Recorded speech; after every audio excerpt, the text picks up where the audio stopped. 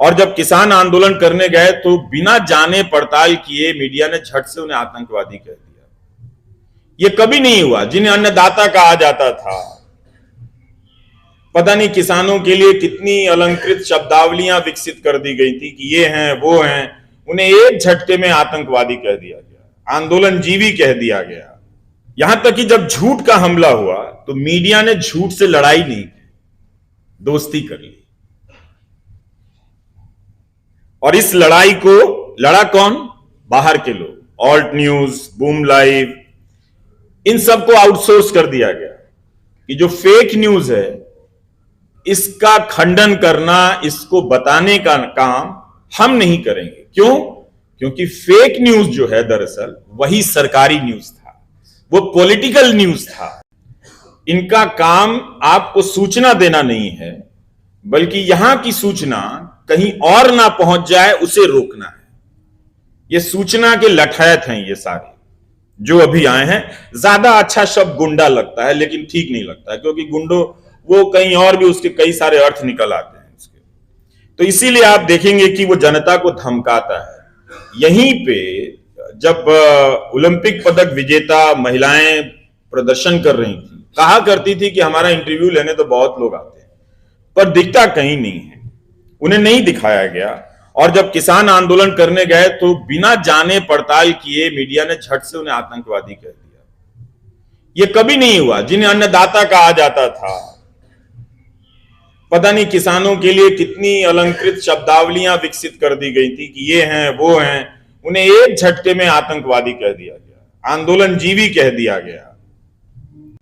तो जब मीडिया जनता का ही विरोधी हो जाए, विपक्ष का विरोधी हो जाए, तो उससे उम्मीद करना कि वह किसी तरह से संविधान का पालन करेगा, अपने खाली समय को बर्बाद करना है, मैं तो नहीं करता। लोकतंत्र विरोधी होने के लिए जरूरी था कि मीडिया जनता और विपक्ष दोनों को बाहर कर दे अपनी परिभाषा से, और अपने काम से उसने कर दिया। इसलिए 2014 सिर्फ तारीख नहीं है, बदलाव का युग है। इसके बाद एक चीज की और जरूरत थी, सूचना को बाहर कर देने की। वो काम भी बहुत आसानी से किया गया।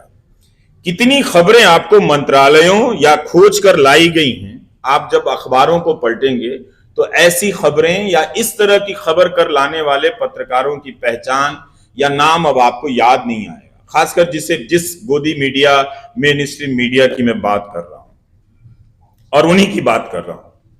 यहां तक कि जब झूठ का हमला हुआ तो मीडिया ने झूठ से लड़ाई नहीं की, दोस्ती कर ली।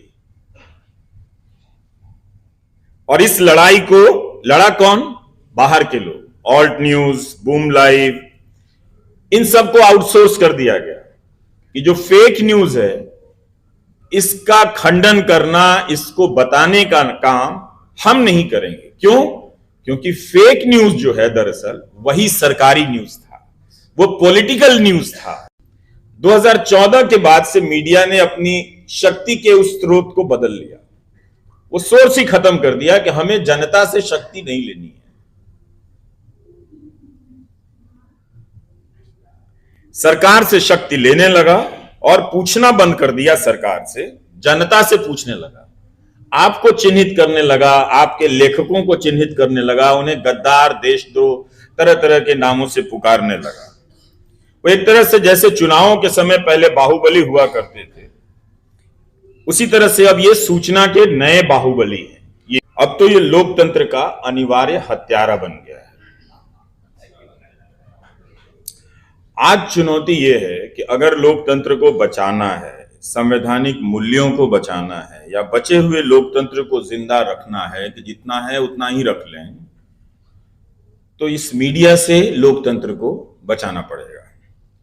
कई बार सोचता हूं कि जो छात्र यूनिवर्सिटी जा रहे हैं पत्रकारिता की पढ़ाई करने के लिए, जब पत्रकारिता ही नहीं बची है, किस लिए जा रहे हैं?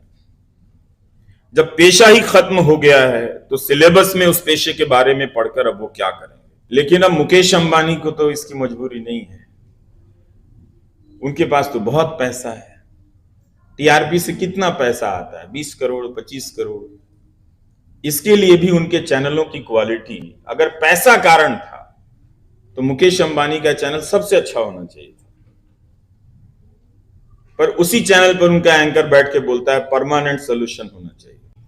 अब आश्वस्त नहीं हो सकता कि हमारा लोकतंत्र सुरक्षित है। यही वो मीडिया है जो 2014 के पहले नागरिक पत्रकारिता की बात करने लगा था, सिटीजन जर्नलिज्म के नाम से। नागरिकों की तरफ से सवाल पूछकर उन्हें सशक्त बना रहा था और बीच बीच में भटक भी जाता था, भूत प्रेत करने लगता था और फिर अपने काम पर लौट भी आता था।